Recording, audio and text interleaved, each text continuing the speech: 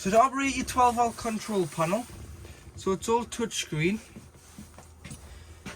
If you hooked up, you'll get this light on here which indicates that you're receiving 230 mains volts. So that means you can use all 3 pin plug items. If you don't have that on, it just means that you're receiving 12 volt off your leisure battery. You've got your master switch here, which turns the 12 volt system on and off. You've got your master switch for your lights here, then they all are individually switched. Your awning light on this side of the van's this one here. Auxiliary, which will be the feed to the 12 volt pump near the water, if there is one fitted to this vehicle, because that's what they are on Adria. So if that's fitted, it'll be next to the water, and that just means if you're wild camping, you can suck the water in from a container or aqua roll instead of having a hose. This is your pump, so you can turn your pump on. Make sure you've got enough water on before you turn your pump on, and this will pressurise the water to the taps, toilet and shower. You've got battery 1, which is your van battery. You've got battery 2, which is your leisure battery. And then you've got the amps, so you can see how many amps are currently coming off the leisure battery at this time. This one is your fresh water, and this one is your waste, and then you've got your inside temperature and your outside temperature of the vehicle. This is your bed switch, so you've got a resettable fuse, and you turn it, you can go up and down with the bed, which brings the drop down bed down at the front. Make sure your lights are on to power the switch. And then this is your Truma heater. So I'm going to forward to a video of a generic Truma heater, but this is where yours are. I'll skip to the video of showing you how to operate it because they all work the same, and I'll pop that in as the next clip.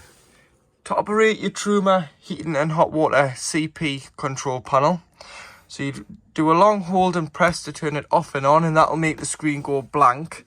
And then to get into the menu, all you need to do is do a light tap, and there you have a motorhome with a thermometer flashing, which is, if you click on that, is the temperature that you want the inside of your motorhome to be. So in the summer you can have it off, or in the winter you can have it to the highest of 30 degrees.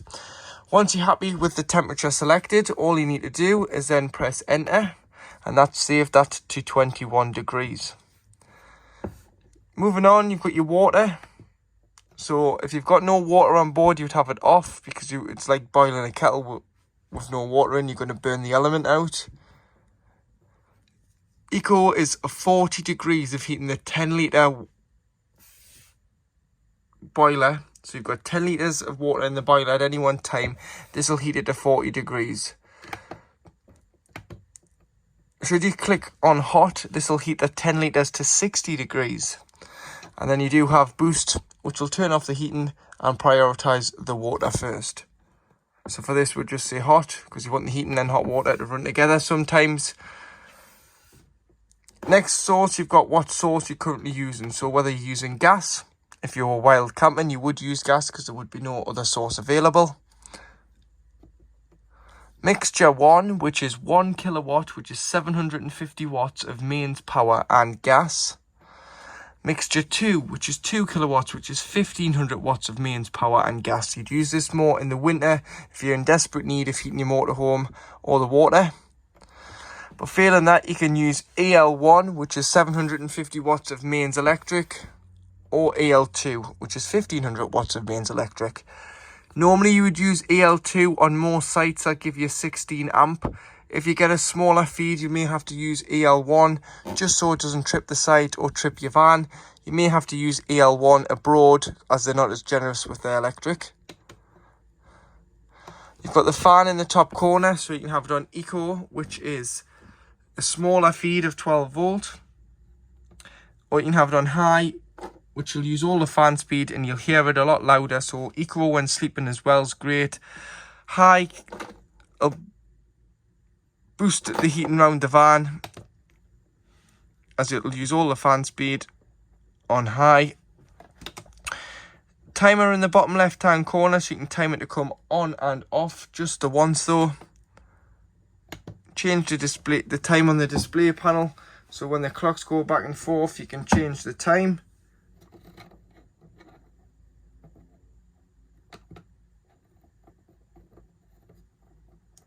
Like so. And then should you get a warning triangle in the middle, you can go to the settings and go all the way down to reset, press enter. It'll say preset, press again, and it will restart the control panel.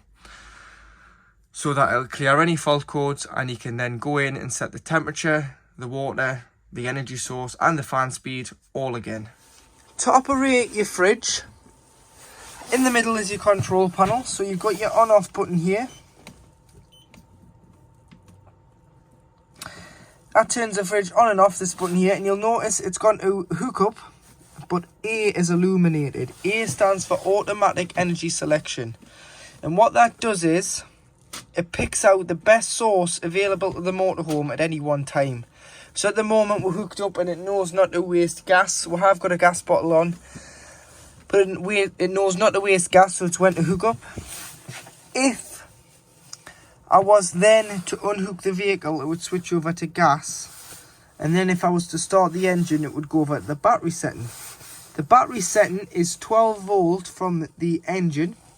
It's an engine alternator feed, and it sends 12 volt to the fridge. So you've got to be down to temperature first with your shopping in, so it acts like a giant cool box. If you wanted to manually put it on any source, you would just then press what you needed to press. That's just beeping there because the fridge door's open because I'm talking you through it. But what you do is just manually select the source you want. Please note that when selecting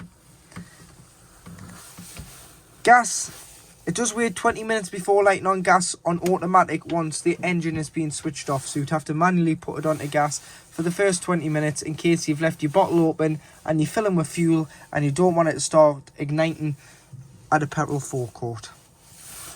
This is your frame heater. So it just means that round the rubbers don't freeze round the fridge and freezer when it's on full temperature. And this is your temperature.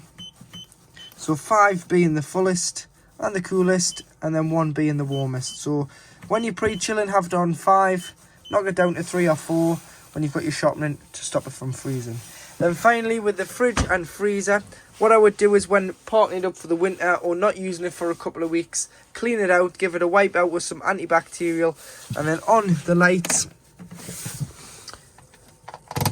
you can pull it forward, and what that does is it holds the door loosely and allows air circulation to circulate in and out of the fridge and the freezer to stop mold and bacteria from growing in the fridge and the freezer compartment. In the kitchen area, you do have 3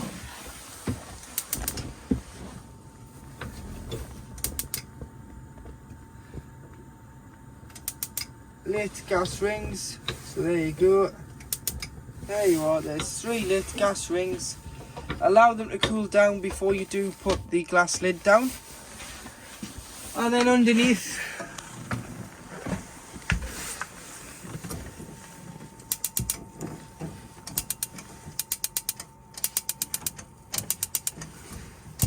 you've got an oven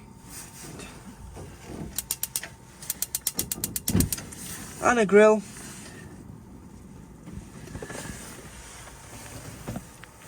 With an ignition built into the front of the cooker, just here. You've got a little bit of storage there, and then you do have some gas isolation valves, so there's 4 of them. What they do is they isolate each individual gas appliance, but any problems with gas, turn the bottle off to be safe. These are mainly for when the vehicle is annually serviced. A technician will shut off each appliance and gas read it to make sure that it's hitting the right standards by the NCC, the National Caravan Council. Pressing the buttons in, we've got storage drawers. This is your cutlery drawer in here, and then above you do have some storage, along with your splashback light, which is on the light here, and your 3-pin plug underneath.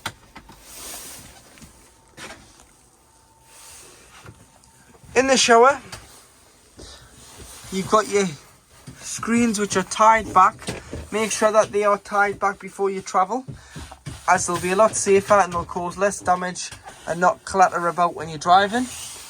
You've got a hanging rail here for your wet towels, which also works as an additional wardrobe area if you don't use the shower. Or if you do, you can hang your wet coats in there if you've been caught out walking. And they'll drip dry and they'll cause no damage, because obviously the shower's, it's got 2 plugs in the shower. But what I would do is, when you winterize the van, when we're draining it off and we're parking it up for the winter, you want to make sure all the water's out of it. Also, what you want to do is unscrew the shower head from the hose, because any water could sit in here, and lie the hose down into the shower tray. Your skylight above, you can lock and unlock the lid. So before you open it, you would unlock the lid, and then you'd use here, and you can open it for ventilation. But make sure that you put it down and you lock the lid fully before you drive away. Fly screen and a blackout blind on the skylight, and then just across from it we do have your toilet. This can be used as the washroom door or the bedroom door, depending if you've got guests, because if you did want to use it as the bedroom door, you'd use this concertina blind. If it was just yourselves in, you can shut that door from the rest of the van. But to operate your toilet, what you need to do is ensure the pump's on, and you'll be able to press the blue button at the back. The blue button at the back is your flush for your toilet, which is from your fresh water tank. So it's clean water. So press the button, put a little bit of water in the toilet first, which will help lubricate the seal between the toilet and the blade.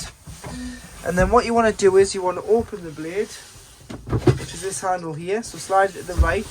You can now use the toilet, and then after use, close it. But after use, you would obviously flush it, close the blade off, and then when the cassette indicates that it's full, you'll get a couple of green lights underneath here, and you'll be able to pull the cassette out the side of the motorhome and empty it. Got your lights here.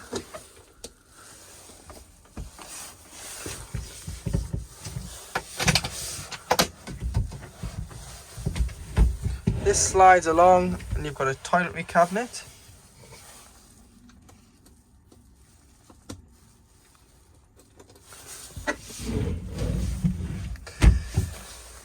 And then on the blinds, got a blackout blind and a fly screen. Pinch the middle to be part of 2, and your window opens like a normal window, but you've got to push it all the way out to bring it in as it's on stairs.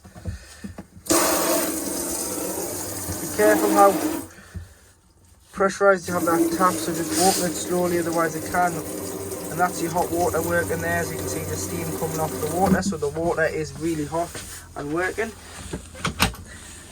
More toiletry cabinet space under there, and some at the back for your toilet rolls, and some hanging rails for your towels, as well as hanging rails on the door.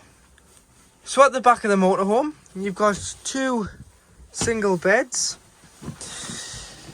with storage underneath this step here for shoes and bits and pieces. Storage drawer this side. And then you do have an infill cushion, so you can make it into a double by sliding this out here and putting that cushion on there, and you sleep across the width of the motorhome, but it's entirely up to yourselves on the sleeping arrangements. More storage in there with the hanging rail, so you've got hanging rails in both. But you do have a light in this side, so if you press the end, it'll come on. Tap the end, it'll go off.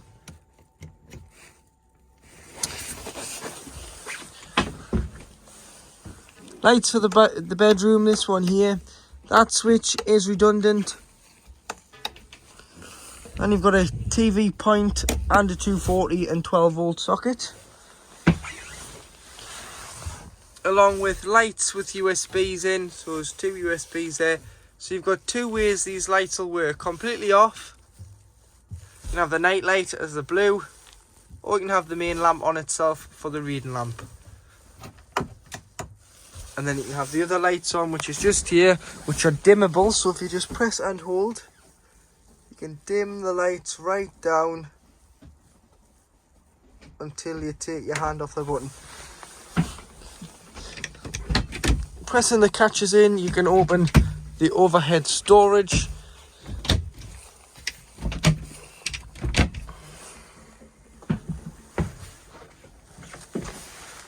But that is the back sleeping area of the van. Underneath your rear travelling seats in your dinette area, if you open this little door, this is your anti-frost valve for your boiler.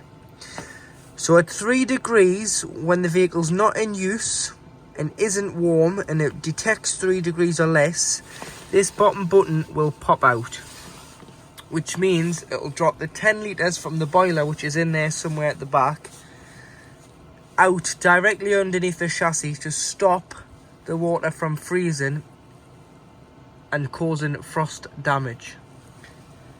But don't rely on it. Either come and check on it, or what I would do is empty it myself. So if you want to empty it yourself when you're parking the van up and you're not using it, or you're using it but you're using it and then putting it away and bringing it out, regardless if you're not using it for 3 or 4 days, you've got to drain it off when the winter hits. Otherwise the temperature could freeze the water in the boiler. So what I would do is just check or do it yourself. Turn the diamond, the button will pop out and you'll hear the 10 litres of water draining directly out underneath the chassis. When you come to reuse it, turn the diamond on the top and push the button in, and that's it, back closed. If the button didn't want to stay in because it's under 3 degrees when you're doing it, put the heating on first without the water and give it 10-15 minutes to heat this area. Once this box gets warm, it'll not detect 3 degrees and the button will stay in, and then you'll be able to pressurize your water through your systems by putting your pump on, going to the hot side of the tap, wait until the cough sprutters until you get a free flow of water and a pressurized flow from the hot. Then your system is then primed. Once you've done one tap, do them all, and then you're good to go for the season. But please drain it down, because if you don't, it causes a lot of damage and it's very expensive and it's not covered under warranty. So in the front you do have your drop down bed as well. So like I said, with this switch you just press it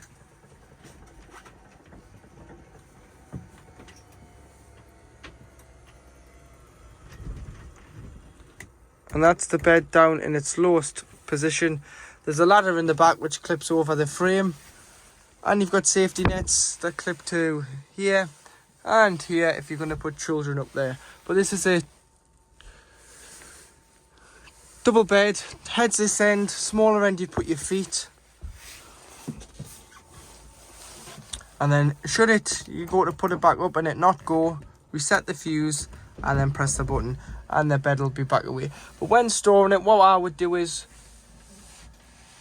in the winter, just leave the bed about there so there's ventilation going on top of the mattress when you're storing it over the winter, so nothing can happen, no stains or anything can form on the mattress with it being cold inside the van. This van has also got a satellite system on, which is a teleco satellite system. So to use it, you turn it on and it'll start to put the dish up, and then it'll adjust. In the UK you want it on Astra 2, so 2.8 you want it on, which is 2.8, and you'd select the satellite here on which one you want it. If you need to change it, just press here, because you'll get Astra 2.8 as far down as Spain. Once you start going into Portugal you will need to change it, but you just put it up and then it'll start whizzing around the roof. You'll hear it until it locks on, and then you can plug your telly in and it'll work. You'll need a telly with an inbuilt satellite receiver, so Best tellies about, Avtec's got them built in. You'll not need any boxes in any cupboards, otherwise if you buy any other telly you will need a box in the cupboard because it doesn't have a built-in satellite receiver. And then once the satellite has locked on, you'll get a solid light on the Astra 2.8 and it'll say sat OK, and then it'll go off like so. And that is the satellite locked on, and you should be able to tune your telly and find the channels you need to find as the satellite has found the satellite in the sky and locked into position. Underneath your small side facing bench seat behind the driver's seat, you've got the location of your leisure battery with your main battery fuses here. You've got your trips on mains electric. You've got your 12 volt fuses at the top of this block here, so do carry some spare fuses with you and you'll be able to replenish the fuse. And then this customer has added a solar panel so that you've got the solar panel so you can read the charge of what the solar panel's bringing in. But the solar panel just does go to sleep when you're hooked up. It's only as good as a round thing in the sky, so in the summer it's brilliant, in the winter obviously depending on if we have a sunny day or not. But just check the levels of your batteries, especially your leisure battery, on your main control panel, and then you can see if you need to take it home and put it on charge or if the battery is okay, because on these batteries sometimes when they do drain they'll not take a charge. So keep a good eye on the battery, especially in the winter, so it doesn't completely go flat. So this is how you make your 5th single bed. So that's the cushion from the base here and the backrest from here. And this is the base cushion from the travelling seat, which goes there. And then you would put an infill cushion into here, and that's created the single bed with the table down. And there's a little lever on the table here, you'll see, to lock the table into place. So now in your garage, I'm going to quickly show you this. This is your freshwater tank just behind us. So it holds 140 litres full capacity. If you turn it 3/4 of the way, the valve's just here, this one here. So if you turn that 3/4 of the way to the left, it'll drop from 140 litres to 20 litres. So this is kind of like travel mode. This will mean you're lighter, so you can put more bits and pieces on for payload, and it means you're better on fuel.